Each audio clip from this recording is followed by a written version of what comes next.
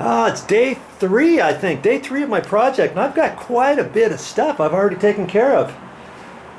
One little project at a time, one mini project at a time, and I'm like, what should I start off with today? And I'm thinking, you know what? I need to get this out of here. It's got my little perforations in there, and I've already slightly cracked it there. Accidentally stepped on the corner right there. Right there, a little piece got cracked off. And every once in a while I'll step in here and see, I stepped right there and it cracked that. And I thought, you know what, let's get this out of here. Remember last time I was telling you, this stops right there, see? I can pull it up right there.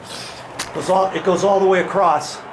And before I was saying, you know, it is there, but it continues underneath this brick, and I didn't want to just cut it here because then I was concerned about it leaking and stuff. Well, this, you know, it dawned on me, this stuff here has nothing to do with leakage. I just have to make sure when I pick it up, I score it and try to get something underneath it, I guess, so that I don't score too far, because the last thing I want to do is score too deep into this membrane.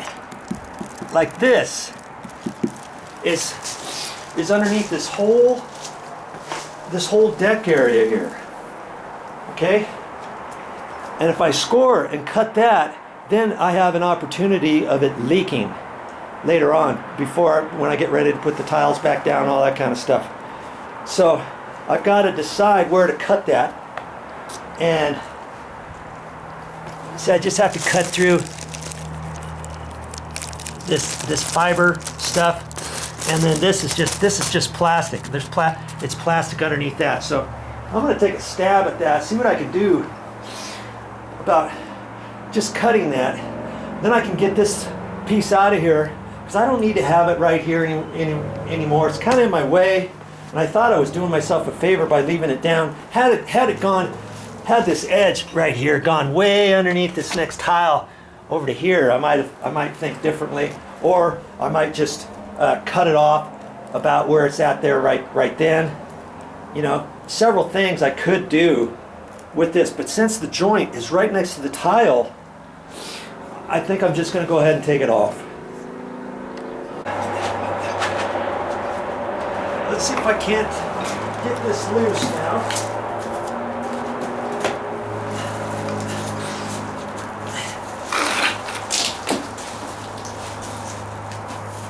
Underneath that last little tile that fits in the corner.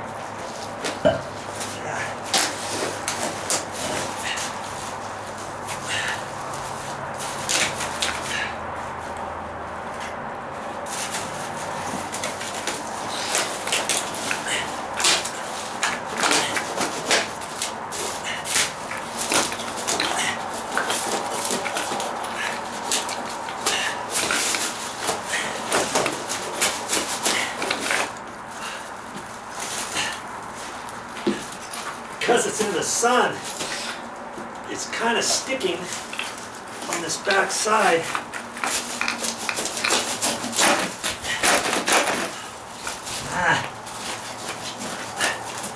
Trying to save it, not ruin it.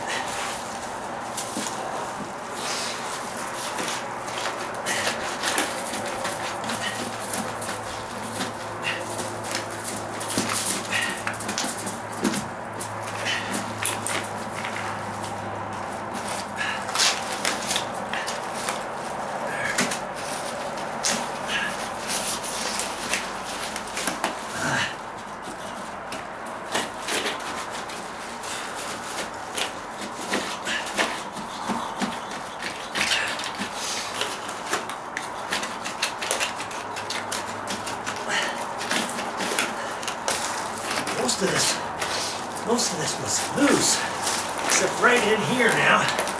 There we go. There we go. Okay. Now, I guess I can put this 2x4 underneath there. Like that. Okay. All right.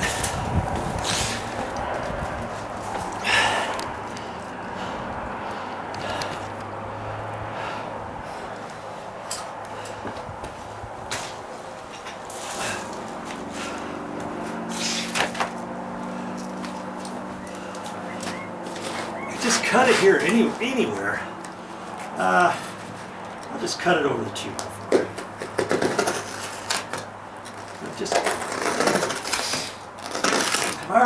Have I ever worked with this stuff before? No.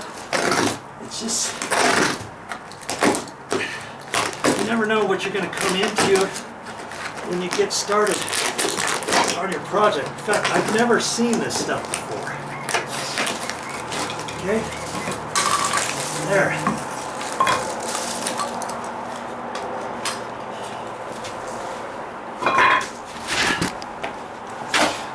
Now, let's get you set up over here like that.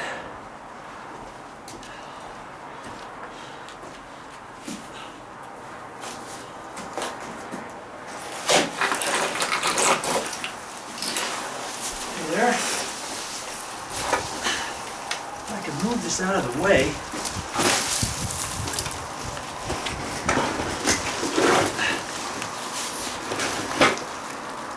There. See, the flooring, this mastic stuff, I'll show you a little bit closer here. I'll have to sweep this stuff all up. See, this membrane is underneath all of the floor. That's why I didn't want to cut that too deep, see? I just cut the plastic on that.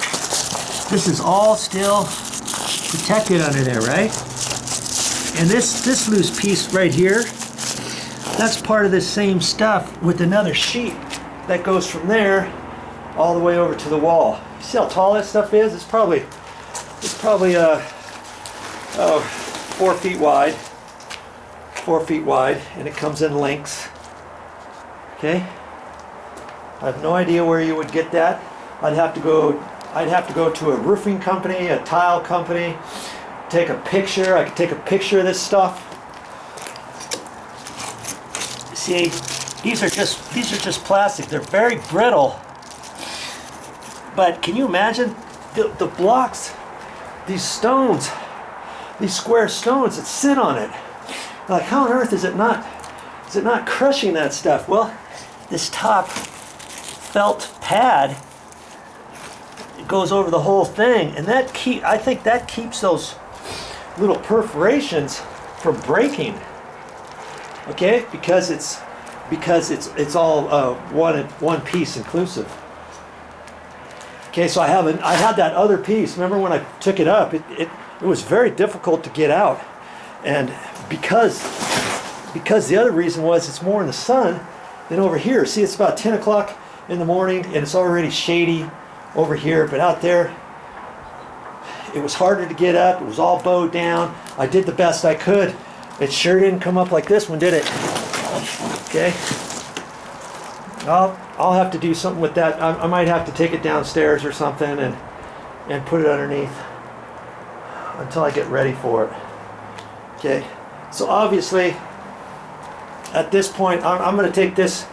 This was the last little cut that went there. I'll mark it with my pencil and put it all over with all my other cut tiles. See, over here I have some cut tiles. I have the other cut tiles over there. Okay, so I'll do that, sweep this little bit up, and then think about what I'm going to do next. All you do is just take one bit of the puzzle at a time. Okay, don't look at the entire thing and get all frustrated and confused and say, I can never do this. I don't want to do this. If you do one thing at a time, you'll get there. You'll get there. Anytime I have another thought, I'm going to share it to you. One of the other things I like to use when I'm doing demolition work and just different projects are some rubber gloves. And these are a little bit thinner rubber gloves than some of the ones you can see at the store. I've got some other ones that are orange, and sometimes you can get a blue or something like that, and they're just a little bit thicker. So these because they're a little bit thinner, I can grab my tape measure, my pencil, my sheetrock knife, just a little bit easier than the others. But try to get some gloves. And the orange gloves I got, here's another tip for you. When you look for rubber gloves, look and see if they have like a 6-pack or a 5-pack or something like that. Maybe they're not exactly the right color you wanted. I've seen them in black, I've seen them in yellow, I've seen them in orange. I ended up getting a 6-pack of the bright orange ones, and I'm like, I don't want to use these all the time, but you know, I started using them. I was like, hey, no biggie. I think I bought a 6-pack of orange gloves, and they were all nice and rubber. I should have brought one out to show you, but they're pretty much like this.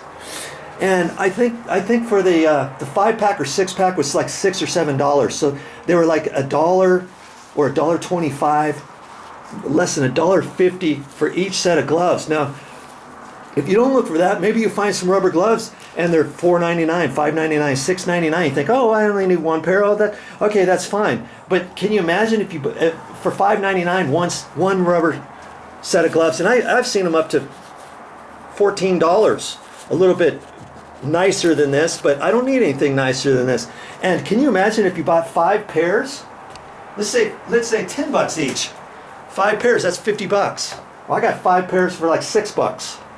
Okay, so you want to protect your hands. Do these look like construction hands, 30-year-old construction hands? Most people they're all rough, calluses all over the place. I don't have that. But these hands have done lots in the construction work over the last 30 years. And that's a lot of times because I wear some sort of gloves. And you get a little bit sweaty in gloves depending on what you're doing, but then that kind of moisturizes your hands and keep them slightly soft. You know, I also have some hand balm, and I can put that on there if I start feeling anything starting to get rough. In fact, the other day I was digging something with like a heavy bar in the garden, and I ripped this right in here, and I mainly did it right there because that's my ring finger, and I could tell right when I did it, and there was a slight little callus. It had ripped there. I had to stop and got some different gloves for that, but it healed up, and I put that balm stuff on. Comes in a little container, and every once in a while I'll just take some in the mornings and put it right here, right on there, and maybe wipe it in a little bit, and then wipe some of it off with some toilet paper or something, like if I'm close to the bathroom or something, so my hands aren't really super greasy. And then that keeps this soft and moisturizes this right in here. Worst thing is I've shaken somebody's hand, an older contractor or something, or concrete guy, or you know, whatever, and their hands are all ugh. So another tip from Joe.